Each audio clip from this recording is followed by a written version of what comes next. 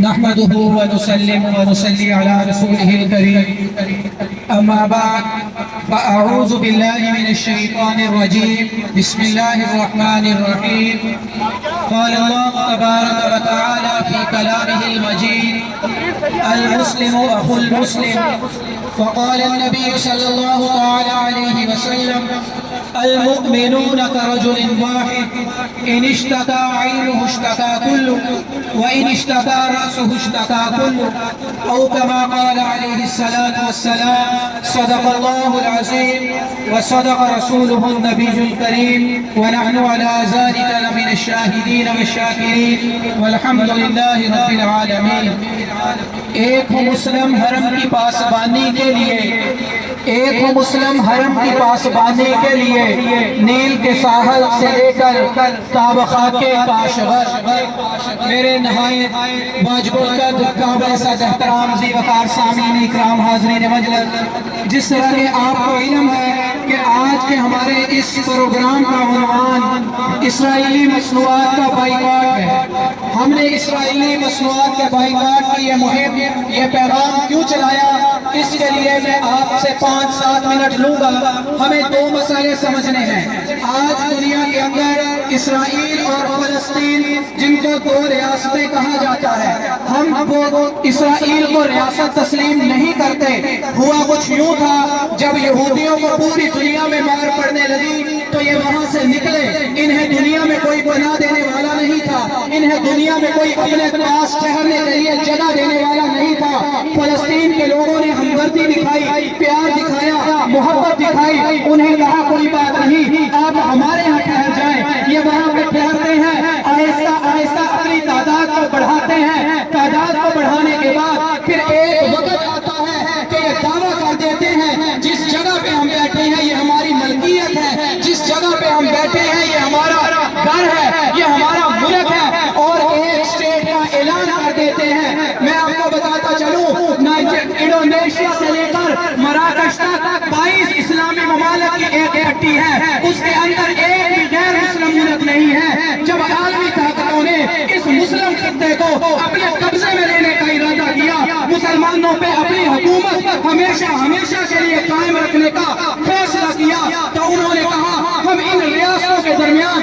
اس پٹی کے درمیان اپنا ایک اڈا بنائیں گے، اپنی ایک ریاست بنائیں گے۔ انہوں نے دنیا سے لا کے یہودیوں کو یہاں پہ بسایا۔ جب بسایا تو قائد اعظم محمد علی جناح بانی پاکستان نے اسی وقت کہا تھا کہ یہ اسرائیل کوئی ملک نہیں ہے، یہ یورپ کی، یہ امریکہ کی، یہ مغربی طاقتوں کی ایک ناجائز اولاد ہے، ہم اس کو قطعاً تسلیم نہیں کریں گے۔ پاکستان نے اپنے وجود کے پہلے دن سے یہ فیصلہ کر لیا تھا، بانی پاکستان نے یہ فیصلہ سنا دیا تھا کہ یہ مغرب کی ناجائز اولاد ہے، ہم اس کو کسی صورت تسلیم نہیں کریں گے۔ پھر بانی پاکستان نے کہا یہ امت مسلمہ کے قلب کے اندر گھونپا گیا، لگایا گیا ایک خنجر ہے، ہم اسے کبھی برداشت نہیں کریں گے۔ آج ہمیں اس بات کو سمجھنا ہے، آج یہ کہا جا رہا ہے کہ دو ریاستی حل نکالا جائے، اسرائیل کو تسلیم کر لیا جائے۔ پاکستان کی جب بنیاد رکھی جا رہی تھی اسی وقت یہ فیصلہ ہو گیا تھا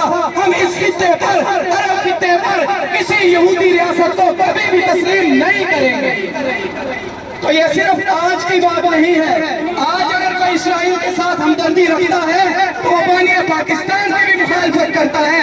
وہ پاکستان کا پہلا وہ دستور، پہلا وہ منشور پاکستان کا جو قائد اعظم نے دیا اس کی بھی مخالفت کرتا ہے۔ اس سے آگے چلتے ہیں، اسرائیل قائم ہوا، مسلمانوں کے درمیان اس یہودیوں نے یہ نعرہ لگایا گریٹر اسرائیل کا کہ پورے عرب خطے کے اوپر ہم حکومت کریں گے۔ انہوں نے مسلمانوں کو تقسیم کیا چھوٹے چھوٹے خطوں کے اندر، چھوٹی چھوٹی ریاستوں کے اندر، چھوٹی چھوٹی ٹولیوں کے اندر۔ وہاں پہ انہوں نے اپنے پروردہ حکمرانوں کو لگا دیا کہ ان کے مفادات کا تحفظ کرتے ہیں، امت مسلمہ کے مفادات کا تحفظ کرنے میں وہ قطعاً ناکام رہے ہیں، بالکل بھی ناکام رہے ہیں۔ تو عزیز دوستو، آج اسی اسرائیل نے پوری دنیا کو اپنے لپیٹ میں لیا ہوا ہے۔ کچھ دن پہلے ایک ہنگامہ ہوتا ہے، ایک لڑائی ہوتی ہے۔ صرف دو باتیں کر کے اجازت چاہوں گا۔ جب حماس نے ان کے اوپر حملہ کیا تو حماس کے رہنما یہ باتیں بتا رہے ہیں، اہل نظر یہ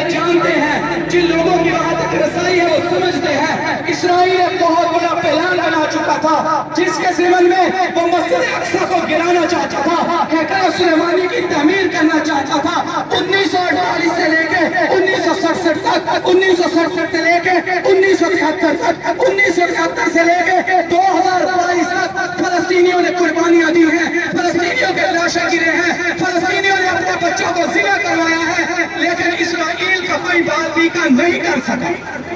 لیکن یہ 2023 سال ہے، آج مسلمانوں پہ ظلم ہو رہا ہے، لیکن ہماری تسلی و تشفی کے لیے یہ بھی ضرور یاد رکھیے گا کہ دنیا کی تاریخ میں یہ پہلا موقع ہے کہ فلسطین نے اسرائیل کے اوپر حملہ کیا۔ آج اسرائیل اپنے زخم چاٹ رہا ہے، وہ مجاہدین کے حملوں کا بدلہ نہتے مسلمانوں سے لے رہا ہے۔ تو یہاں پہ ایک بات اور اس میں شامل کرتا چلو، ایک حماس کا نوجوان جس کی عمر 10 اور 11 سال کے درمیان تھی، وہ ایک انٹرویو دے رہا تھا۔ انٹرویو کے درمیان اس نے اپنے منہ کے اوپر ماسک لگایا ہوا تھا، چہرے کو چھپایا ہوا تھا۔ یہ میں کوئی ہوائی باتیں نہیں کر رہا، صرف یاد دہانی کے لیے دہرا رہا ہوں۔ یہ ویڈیوز ہم سب نے دیکھی ہے۔ اس کی ماں پیچھے آتی ہے، اس کے چہرے سے نقاب اتارتی ہے، کھینچتی ہے، کہتی ہے بیٹا کس سے منہ چھپا رہا ہے؟ میں نے تجھے جنم ہی اس دن کے لیے تیرا دل دیا تھا کہ تو مسجد اقصی کا تحفظ کرتے ہوئے شہید ہو جائے، اور میں قیامت کے دن ایک شہید کی ماں کا اعزاز دے کے اٹھوں۔ لیکن آج ہمارے نوجوانوں کو ٹک ٹاک سے باہر کی دنیا کا علم نہیں ہے۔ آج ہمیں یہ بات بتائی جا رہی ہے حماس سے مقابلہ کر کے بہت بڑی غلطی کر دی۔ مجھے تو یہاں بیٹھ کے پتہ چل رہا ہے کہ انہوں نے بہت بڑی غلطی کر دی۔ انہیں پتہ نہیں تھا اسرائیل کے پاس وہ بہت اسلحہ ہے، ان کی انٹیلیجنس بڑی تیز ہے۔ مجھے یہاں بیٹھ کے پتہ ہے جو میدان میں ہے، کیا انہیں ان باتوں کی خبر نہیں تھی؟ وہ ان تمام باتوں کو جانتے تھے۔ اگر انہوں نے حملہ کیا تو دو ہی باتیں تھی، یا تو ان کے پاس کوئی بہترین حکمت عملی موجود ہے، اگر نہیں ہے تو پھر وہ اس ذلت کی زندگی سے نکلنا چاہتے تھے۔ وہ بتانا چاہتے تھے ہم روز روز مرنے کے لیے تیار نہیں ہیں، ہمیں ایک ہی دفعہ مارنا۔ وہ ہر دو صورتوں کے اندر وہ سچے تھے، لیکن آج ہمارے ہاں عجیب عجیب باتیں کی جاتی ہیں۔ مجھے ایک دوست کہنے لگا دیکھیں جی ان کے پاس کوئی اسٹریٹجی نہیں تھی، ان کے پاس کوئی طریقہ کار نہیں تھا، کوئی لائحہ عمل نہیں تھا، سوائے مسلمانوں کو مروانے کے۔ کیا صلاح الدین ایوبی نے جب فتح کیا تھا تو ایک باقاعدہ ترتیب کے ساتھ آگے چلا تھا۔ میں نے روکا، میں نے کہا محترم آپ میڈیا شکردی کا شکار ہو گئے ہو، آپ پروپیگنڈے کا شکار ہو گئے ہو، مجھے یہ بتاؤ سلطان صلاح الدین ایوبی کا سٹیٹس کیا تھا؟ وہ رہنے والا کہاں کا تھا؟ وہ چلا کہاں پہ تھا؟ جب مصر سے نکلا تو سب سے پہلے اس کے راستے میں قلعہ کون سا آیا تھا؟ دوسرا قلعہ کون سا آیا تھا؟ وہ کہتا مجھے تو علم نہیں۔ تو میں نے کہا یاد رکھو سب سے پہلے شوبک کا قلعہ آیا تھا، وہاں پہ مسلمان ایک بھی زندہ نہیں چھوڑا تھا یہودی اور عیسائیوں نے۔ دوسرا کرک کا قلعہ آیا تھا، ایک بھی مسلمان زندہ نہیں چھوڑا تھا۔ آج ہم صلاح الدین ایوبی کو ہیرو اس لیے کہتے ہیں کہ وہ کامیاب ہو گیا، اس کے ساتھ غداری کرنے والے بھی بہت تھے، اس کا برا بھلا کہنے والے بھی بہت تھے، ہماری طرح کے لوگ اس کے سب بھی موجود تھے۔ اللہ نے اسے کامیابی سے سرفراز کیا تو آج ہم اس کا نام لیتے ہیں۔ کوئی کام حماس کرتی ہے تو ہم کہتے ہیں انہیں عقل نہیں، پکی پکائی دیکھ کے مالک بننے کے سوا ہمارے پاس کوئی کام نہیں، اپنے حصے کا کام نہیں کرتے۔ لیکن جب کوئی کامیاب ہو جاتا ہے تو اپنے ہاتھوں پہ لہو لگا کے ان کے صفوں میں جا کے شامل ہو جاتے ہو۔ پھر ایسی منافقت بھی نہ کیجیے گا۔ اگر ہم حماس کی ہمدردی نہیں کر سکتے، ان کے ساتھ کھڑے نہیں ہو سکتے تو اپنے گھروں میں بیٹھے رہو۔ ہم بے بس ہیں، ہم مجبور ہیں، لاچار ہیں، ان کے لیے کچھ نہیں کر سکتے۔ الجزیرہ کو انٹرویو دیتی ہے ایک نوجوان بچی ہے جس کی عمر 13 سے 14 سال ہے، وہ جزیرہ کا رپورٹر پوچھتا ہے تو اپنے مسلمانوں کو کوئی پیغام دینا چاہے گی؟ اس نے کہا ہاں میں دینا چاہوں گی۔ پوچھا کیا پیغام ہے؟ آج وہ پیغام پہنچانے کے لیے ہم نے آپ کو جمع کیا۔ وہ اس کا پیغام اور سے سنے۔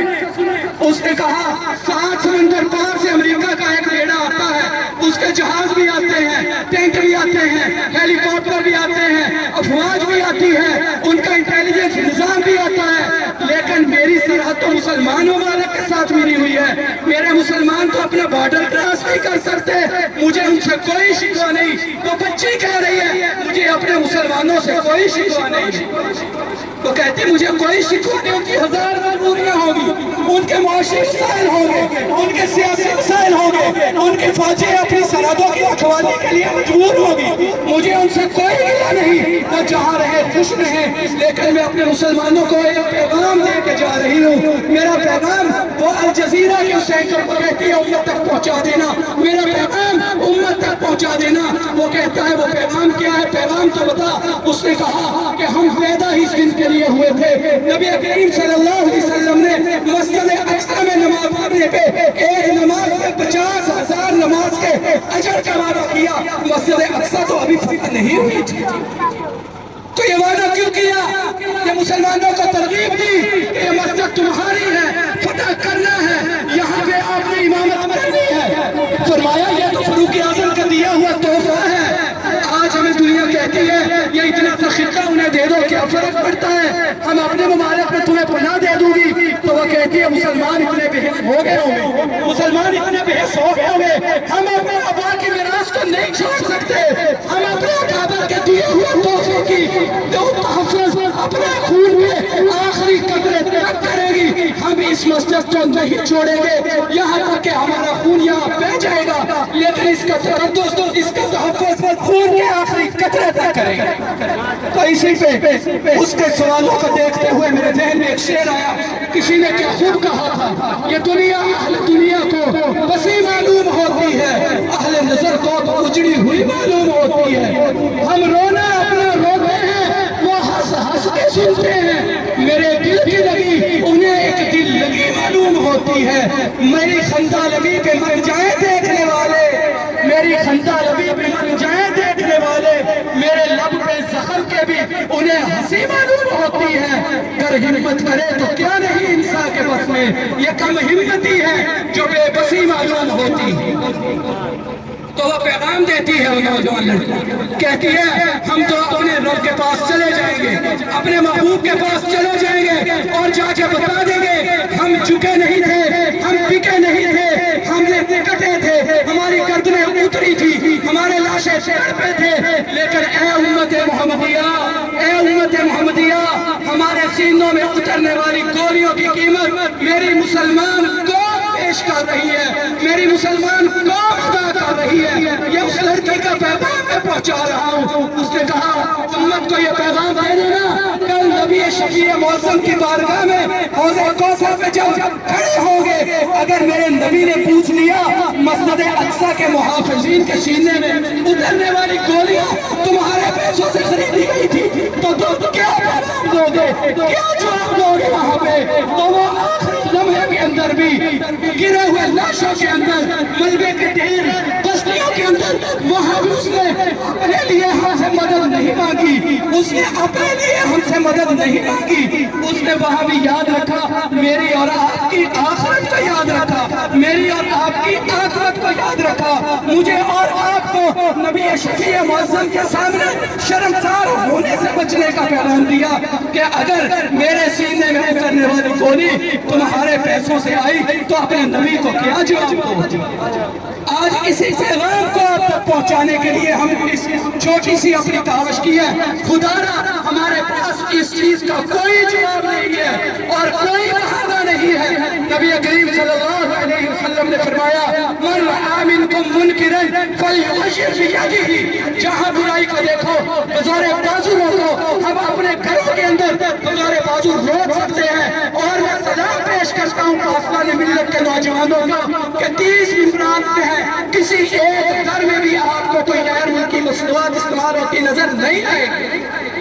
الحمدللہ ہم نے بزور بازو روکا، پھر فرمایا فَإِلَّمْ يَسْتَطِعْ فَبِلِسَانِهِ، جہاں بزور بازو نہیں روک سکتے تو اپنی زبان کو استعمال کرو۔ ہم نے اس درجے کو بتایا، آپ تک اپنی بات کو پہنچایا، آپ سے منت سماجت کرتے ہیں، خدا را مسلمانوں کے جذبات کو سمجھے، خدا را مسلمانوں کے مستقبل کو سمجھے۔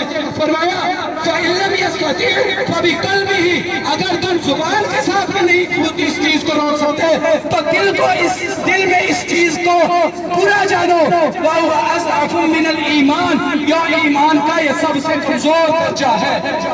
نبی صلی اللہ علیہ وسلم نے فرمایا من احب للہ وابغض للہ واعطى للہ ومنع قد استكمل الایمان، ایمان کے 4 درجے ہیں۔ محبت کسی بھی چیز سے، کسی بھی شخص سے اللہ کے لیے، نفرت ہو تو اللہ کے لیے، کسی کو کچھ دو تو اللہ کے لیے، کسی کو کچھ نہ دو تو اللہ کے لیے۔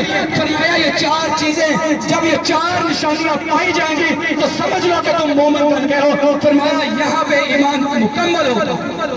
اور یہ حدیث مبارکہ ہمیں یہ پیغام دیتی ہے، میں فتویٰ نہیں دیتا لیکن حدیث مبارکہ کا پیغام آپ کی گوش گزار کرتا ہوں۔ جو شخص اسرائیلی مصنوعات کی نمائندگی کرتا ہے، ان کی پبلسٹی کرتا ہے، اس کے فضائل بیان کرتا ہے، تو اس حدیث مبارکہ کی روح سے اس کی اس سوچ سے نفرت کرنا یہ ایمان کا تقاضا ہے۔ اگر اس سوچ سے نفرت نہیں ہوگی تو ہمارا ایمان مکمل نہیں ہے۔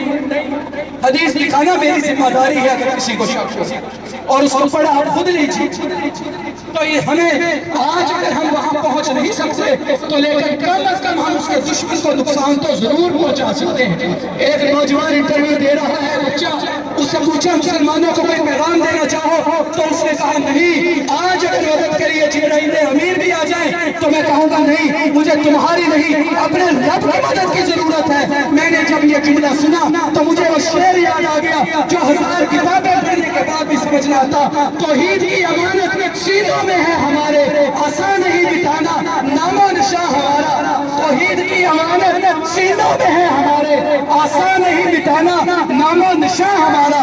تو وہ بچہ پیغام دے رہا ہے ہم توحید کے ماننے والے ہیں، ایک اللہ کو ماننے والے ہیں، ہم تمہاری باتوں سے، تمہاری اس ترجمے سے، تمہارے اس اسلحے کے استعمال سے مرعوب ہونے والے نہیں ہیں، کمزور ہونے والے نہیں ہیں، ڈرنے والے نہیں ہیں۔